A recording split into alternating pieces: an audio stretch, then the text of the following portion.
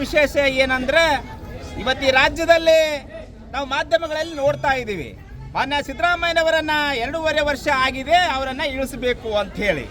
ಅರೆ ನಾವು ಇವತ್ತು ಕೇಳ್ತಾ ಇದ್ದೀವಿ, ಯಾರ ಹತ್ರ ಆಗಿದೆ ಇದು 2.5 ವರ್ಷ ಅಂತೇಳಿ?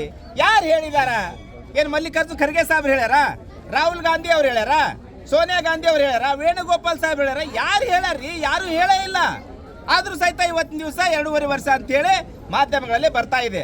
ಆ ಕಾರಣಕ್ಕಾಗಿ ಇವತ್ತಿನ ದಿವಸ ನಾವು ಕಲಬುರಗಿ ನಗರದ ಶರಣಬಸವೇಶ್ವರ ದೇವಸ್ಥಾನದಲ್ಲಿ 2013ರಲ್ಲೂ ಸಹಿತ ನಾವು ಪೂಜೆ ಮಾಡಿ ಹರಕೆ ಹೊತ್ತಿದ್ದೀವಿ, ಮಾನ್ಯ ಸಿದ್ದರಾಮಯ್ಯನವರ ಮುಖ್ಯಮಂತ್ರಿ ಆಗಬೇಕು ಅಂತೇಳಿ.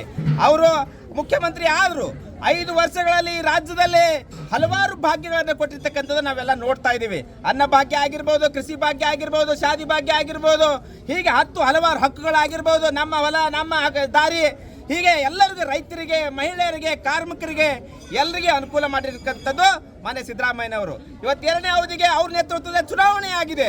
ಇವತ್ತು ನೀವು ಈ ರಾಜ್ಯದಲ್ಲಿ ಎಲ್ಲ ದಲಿತ ಸಮಾಜ, ಹಿಂದುಳಿದ ವರ್ಗದವರು, ಅಲ್ಪಸಂಖ್ಯಾತರು, ಮೇಲ್ವರ್ಗದವರು, ಮಹಿಳೆಯರು, ಕಾರ್ಮಿಕರು ಎಲ್ಲರೂ ಸಹಿತ ಯಾವುದೇ ಜಾತಿ ಭೇದ, ಯಾವುದೇ ಧರ್ಮ ಇಲ್ಲಿ ನೋಡ್ಲಾರ್ದೇನೆ ಅವರಿಗೆ ಇವತ್ತು ದಿವಸ ಕಾಂಗ್ರೆಸ್ ಪಕ್ಷಕ್ಕೆ ವೋಟ್ ಹಾಕಿ 136 ಸೀಟನ್ನು ತಂದಿದ್ದಾರೆ.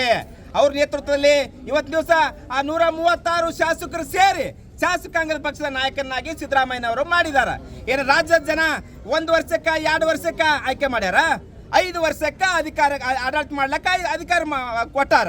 ಇವತ್ತು ದಿವಸ ಶಾಸಕರೆಲ್ಲರೂ ಶಾಸಕಾಂಗದ ಪಕ್ಷದ ನಾಯಕನ ಆಯ್ಕೆ ಮಾಡೋ ಸಂದರ್ಭದಾಗ ಯಾರಾದ್ರೂ 2.5 ವರ್ಷಕ್ಕೆ ಸಿದ್ದರಾಮಯ್ಯನವರು 2.5 ವರ್ಷಕ್ಕೆ ಮತ್ತೊಬ್ರು ಅಂತ ಹೇಳ್ಯಾರ? ಏನು ಹೇಳೇ ಇಲ್ಲ. ಯಾರು ಇದ್ರ ಬಗ್ಗೆ ಮಾತೇ ಆಡಿಲ್ಲ. ಆದ್ರೂ ಸಹಿತ ಇವತ್ತು ದಿವಸ ಅವರಿಗೆ ಇಳಿಸ್ತಾರ ಅಂತೇಳಿ ಒಂದು ಆವಾಜ್ ಬರ್ತಾ ಇದೆ.